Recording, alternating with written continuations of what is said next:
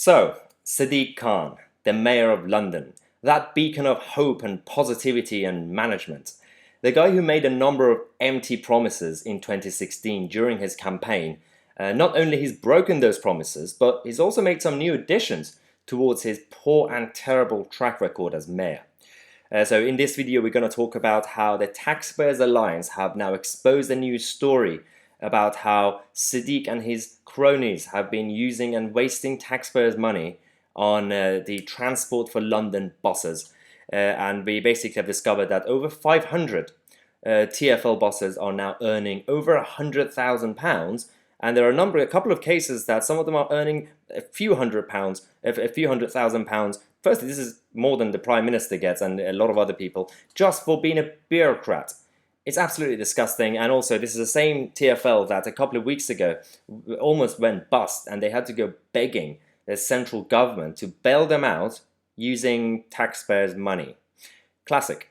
So we're going to talk about this because we have a representative from the Taxpayers Alliance who talked about this with Mike Graham on Talk Radio this morning. But before we do that, I want to say a massive thank you to everyone who's been sending me happy birthday messages on Twitter, on Instagram, and all the messages I've received. Thank you so much. Sorry I can't really reply to every single one of them. There's been so many. I do also have an update towards the end of this video about certain things and my hair. So make sure to watch the whole video. So let's go to Talk Radio and Mike Graham and see what they had to say. Now, you've revealed today something that I'm very happy that you've done. The City Hall Rich List 2020. Hundreds of transport bosses earning more than £100,000 in pay, bonuses and benefits. No wonder they've got to put the congestion charge up. Yeah, exactly, Mike. So we've had a look and found that 518 people that work for Transport for London are earning over 100 grand a year, and that goes up to 114 above 150 grand. And what's striking is that number is a significant increase from when Sadiq Khan took over at City Hall in 2016, when the number was 459. And of course, we need to remember there's been a £1.6 billion taxpayer-funded bailout of TfL just a few weeks ago. Yes. Well, of course it's not. I mean, 654 staff. I mean, when I saw that number, I thought to myself, that's an awful lot of people. But that's not the only number of people that are employed by the Greater London Authority. That's the number of people who receive in excess of £100,000 a year. Well, I do have to say one thing about this, because I have absolutely no problem with some executives and people at the top, senior people in any organization, including the public sector, to earn good money, because you have to attract the best talent. But firstly, as the Taxpayers Alliance have also found, that the performance-based pay is absolutely just out the window. They don't really care. Transport for London have been failing for a long time. They almost went bankrupt. But these guys have still been getting their bonuses because Sadiq Khan and his cronies are in favor of centralization and are in favor of bureaucracy and wasting taxpayers' money because they don't really care. And it's a very kind of centre-left mentality that these people have. It's not even socialist. It's statist on a whole new level. And this, London doesn't deserve this. But now the issue we have is that, for example, the commissioner of the TfL, this person is actually getting £500,000 a year to run a failed organisation. Michael Brown, the Commissioner of Transport for London. I think people will be sickened by the amount of money he makes. £508,000. £500,000 a year. Yeah, and of course, we should remember that includes a few different things. So we've got people earning bonuses, potential benefits, all these sorts of things all roll into these overall figures that we produce. And people might think that performance-related pay at Transport for London is somewhat misplaced in the past year, given the performance. Well, the whole problem with this whole thing is that these guys get a lot of bonuses, get their actual salaries. There's no actual assessment of how they're doing their job. The same applies to what's happening in the NHS with some of the NHS executives, some of the NHS trusts, who are not being held to account because you've got Public Health England as an organisation being incompetent. You've got the Department of Health who are religiously worshipping the whole NHS brand. The same applies to TfL from the perspective of City Hall bureaucrats. They're too afraid to even say anything to these executives. The issue I have is that they went to the central government, they begged for a bailout, they got the money, and then they also decided to increase the congestion charge another city tax in central London on ordinary people. Brilliant, more taxes. What could go wrong? And I'm not surprised that during this conversation, Mike Graham slightly lost his patience. This is towards the end when his reaction was absolutely brilliant. Watch this. I'm quite staggered by it. In fact, I'm quite sickened by it. I'm actually, I think I'm going to tear this up. I'm so horrified by this, right? It's absolutely disgraceful. I mean, 500,000 quid to run bloody Transport for London. Are you having a laugh? Thank you very much indeed. I'm going to have to let you go, Sam, before I have some kind of coronary, because this is just unbelievable. Unbelievable. As you can see, Mike is keeping his cool. He's very patient. He's a very patient man. No, so it's absolutely right, to be frustrated.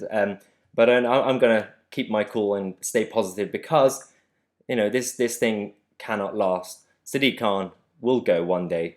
It's likely that he could be re-elected if there is no proper opposition. And at this point, I know that Sean Bailey and the Conservatives are not running a strong campaign. I said this before. About a month ago, we were supposed to have the mayoral campaign. It's been postponed until next May. But hardly anybody in London knew who Sean Bailey was. This is not a good campaign, guys. And Sadiq Khan is too busy, has been too busy since 2016, focusing on a number of idiotic things. As the mayor of London, he was campaigning against Brexit for a couple of years, and then he started focusing on campaigning against President Trump for some reason, and now he's campaigning against the street names and statues in London, and he's defending outlets like The Guardian, the same Guardian that at one point, their history and the founder was a bit dodgy.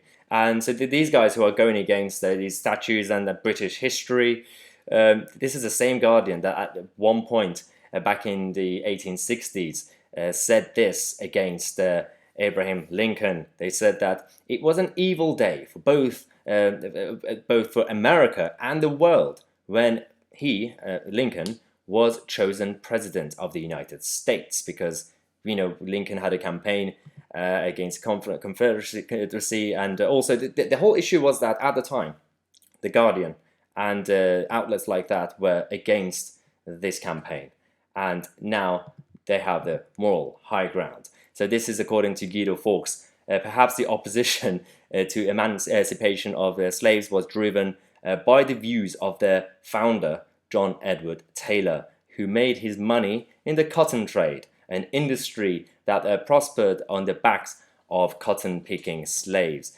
After the death of their founder in 1844, the paper continued its relationship with its cotton merchant advertisers, going as far as demanding Manchester's cotton workers who refused to touch cotton picked by the US slaves should be forced back into work. Now, this is The Guardian, who's been obviously supporting Sadiq Khan, and Sadiq Khan has been supporting this outlet. It's an interesting concept that they don't get the irony, and it's not just the media and the press at this point with this virtue signaling chaotic situations has been happening in the UK and in the US. We have these corporations, the elitist corporations who are now going against people. We've heard that Netflix and also HBO and others have been removing a number of their content, movies and TV shows, because they are now politically incorrect. Because some of the comedies, for example, are too much. Because apparently comedy has boundary now. Comedy doesn't have boundary. There's no boundary. It's comedy. It's a joke. And they're basically going with the liberal left and their identity politics with everything that's been happening recently. But ordinary people out there do not feel this way. Ordinary people out there don't care about this. We've had the recent opinion polls. You can see that the majority of people think that brands and companies should not take a side on political issues. General population, 56% against it. Even young people, 18 to 24, 42%. 25 to 49, 43%. And then obviously between 50 and 65, we have 68%. And then older people, 75% are against these companies and corporations taking a political stand. They're not necessarily saying that they shouldn't defend the left. They're even saying they shouldn't even defend the right. It's just not their job. And they don't get this. They're too busy being scared of the virtue signaling, left-wing activist, Marxist based, which is, it's not that many of them, guys. Don't risk your business based on some stupid kids and what they say. So this is the issue we have with people like Sadiq Khan and these corporations. This has been happening for a while now. Somebody has created an account on Twitter, Maya for Mayor. I keep saying it the other way around.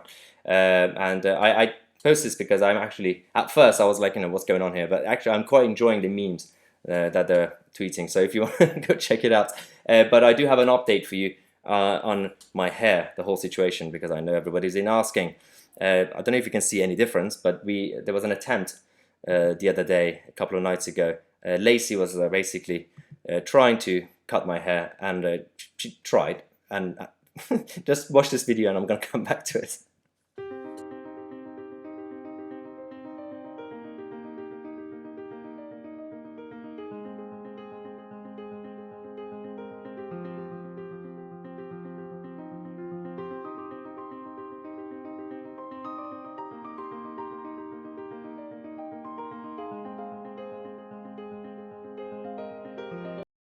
Firstly, I have to clarify, this was her idea. She said that she can't cut people's hair. And then when we started doing it, she said, I don't know how to cut hair. So I was scared. So she did some of it, a bit. But I kind of made her stop because at one point she almost cut off my ears. So this is the situation with my hair. It's slightly tidied, but not really too much. So I think it should be fine for the next couple of weeks, few weeks, until barbershops actually open properly. And so this is the latest update on the hair situation, the Maya Hairgate. So thank you for watching, and as usual, if you are new to the channel, subscribe to the channel. If you are a subscriber already, then don't forget to support us by becoming a member. You could find the link in the description, and also follow me on social media, Twitter and Instagram. The following is actually growing, so thank you everybody who's joined us on either of those platforms. I'm Maya Tousi. I'll see you guys tomorrow with a new video.